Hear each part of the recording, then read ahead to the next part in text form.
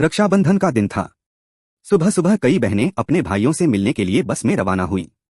बस पहाड़ी रास्तों से होकर गुजर रही थी और हर चेहरे पर त्योहार की चमक थी। हंसी खुशी का माहौल था कि तभी अचानक ऊपर से एक बड़ा पत्थर टूटकर बस से टकरा गया।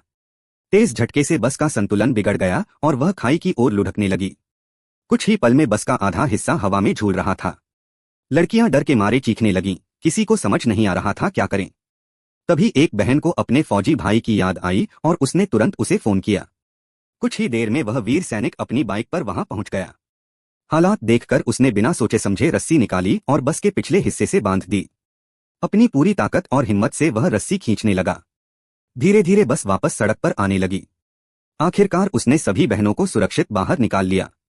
सबकी आंखों में आंसू और दिलों में गर्व था। उस बहन ने अपने भाई की कलाई पर राखी बांधी और कहा, आज तुमने सिर्फ बहनों की नहीं, इस पर्व की भी लाज रखी। उस दिन हर किसी ने महसूस किया। रक्षाबंधन का दिन था। सुबह सुबह कई बहनें अपने भाइयों से मिलने के लिए बस में रवाना हुई। बस पहाड़ी रास्तों से होकर गुजर रही थी और हर चेहरे पर त्योहार की चमक थी। हंसी खुशी का माहौल था कि तभी अचानक ऊपर से एक बड़ा पत्थर टूटकर बस से टकरा गया। तेज झटके से बस का संतुलन बिगड़ गया और वह खाई की ओर लुढ़कने लगी। कुछ ही पल में बस का आधा हिस्सा हवा में झूल रहा था। लड़कियां डर के मारे चीखने लगीं, किसी को समझ नहीं आ रहा था क्या करें। तभी एक बहन को अपने फौजी भाई की याद आई और उसने तुरंत उसे फोन किया। कुछ ही देर में वह वीर सैनिक अपनी बाइक पर वहां पहुंच गया। हालात देखकर उसने बिना सोचे समझे रस्सी निकाली और बस के पिछले हिस्से से बांध दी। अपनी पूरी ताकत और हिम्मत से वह रस्सी खींचने लगा।